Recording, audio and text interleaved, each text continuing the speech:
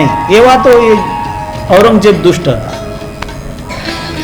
એટલે એ ઔરંગઝેબે જ્યારે એને શિકાયત મળી સંત સરમદની વિરુદ્ધમાં, મુલ્લાઓએ કહ્યું ઔરંગઝેબને કે આ તો કંઈ માનતો જ નથી, કારણ આ તો એ બે જ શબ્દો બોલે, લા ઇલા લા ઇલા, એને મારી નાખો. ઔરંગઝેબે એને પકડીને મંગાવ્યા સંત સરમદને, અને જ્યારે પકડીને મંગાવ્યા તો એ સરમદ સાવ નંગ ધડંગ આવ્યા, કોઈ કપડાય નહીં શરીર ઉપર, ઠંડી પડી તોય એને કઈ ચિંતા જ નહીં. તો ઔરંગઝેબ એને કહે કે તે કપડા કેમ નહીં પહેર્યા?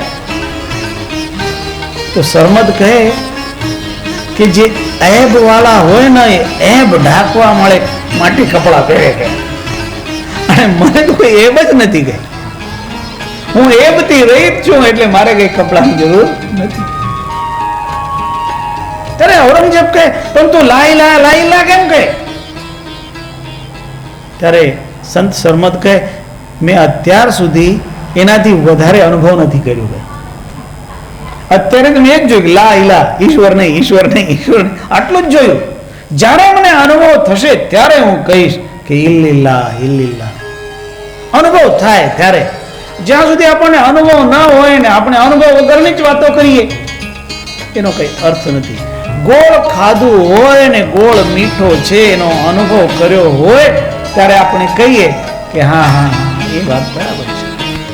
એટલે એ મિષ્ટાન અને એ સંત સરમદને ઔરંગઝેબે સૂળી ઉપર ચડાવ્યા, અને જ્યારે એને સૂળી ઉપર ચડાવ્યા ત્યારે પણ એ સરમદ કહે હવે એ અલ્લાહ મને લેવા આવ્યા, અને એ સૂળીના રૂપે આવ્યા.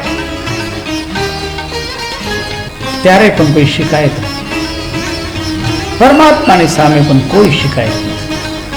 અને એવી ભાવના જ્યારે થાય ત્યારે એ વ્યક્તિ ગુણાતીત થાય. એ આપણને કૃષ્ણ ભગવાન પણ કહે તુલ્ય નિંદાત્મ સંસ્તુતિ તુલ્ય નિંદા સ્તુતિર્મૌની. એવી સ્થિતિમાં આવીને એ સાર નામનો ઉપાસક બની જાય, સાર તત્વનો ઉપાસક બની જાય. અને એ જ સાર નામનું કીર્તન આપણે નિરંતર કરતા રહેવું જોઈએ.